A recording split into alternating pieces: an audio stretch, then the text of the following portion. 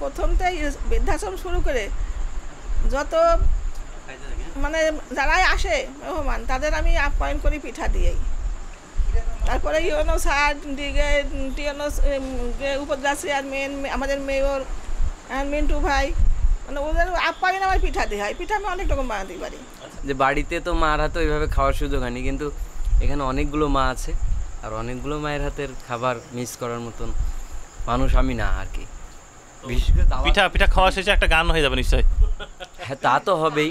মারা তো পছন্দ করেছে আমার গান অনেক, হবে আজকেও গান হবে। দর্শক, আর কথা বাড়াচ্ছি না, আপনাদের আমন্ত্রণ জানাচ্ছি আমরা আমাদের এই হরিণাকুণ্ডুর জোড়াপুকুরিয়া গ্রামের বৃদ্ধাশ্রমে। আপনারা আসবেন, সবাই আসবেন। এই মাগুলো শুধু যে আমাদের তা না, আপনাদেরও সবার মায়েদের বাড়ি, সেটাই। আমরা এটাকে বৃদ্ধাশ্রম আর বলছি না।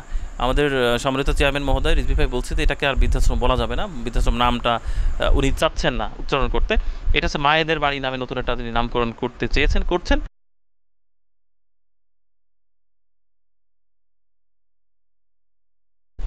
দর্শক, আমরা তালপিঠা খেয়েছি। এখন কথা হচ্ছে, আজকে কিছুই আনলেননি কেন? তালপিঠা তো খেলেন, পিঠার দাওয়াত ছিল, প্রতিবারই কিছু নিয়ে আসেন, আমরা নিয়ে আসি সাথে করে, কিন্তু আজকে কিছুই আনলেন না কেন? আমি ছোটবেলা থেকে আসলে মানে কারো বাসায় কিছু নিয়ে যে দাওয়াত খাইতো, আমার যদি কেউ দাওয়াত দেয় আমি কিছু নিয়ে যাব না। যদি এমনিতে যাই তাহলে কিছু নিয়ে যাই, কিন্তু দাওয়াত দিলে আমি আর কিছু নিয়ে যাই না। দাওয়াত দিছে তারা খাওয়ানোর জন্য, আমি যে খাবো, আমি যদি আবার উল্টা নিয়ে যাই সেটা তো হয় না। হ্যাঁ, বলছিলেন যে যেহেতু তার এত কষ্টের পিঠা তৈরি করেছে, তাদের জন্য সারপ্রাইজ আছে। বলতে মায়েদের জন্য ঈদ বোনাস আছে। আসলে ঈদের মধ্যে আসার খুব ইচ্ছা ছিল, আসা হয়নি।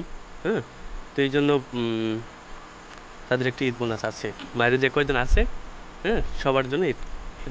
চলেন দেখি ঈদ বোনাস দিচ্ছেন আমাদের টিভি চেয়ারম্যান, আমি সেইটা একটু দেখি। চলো।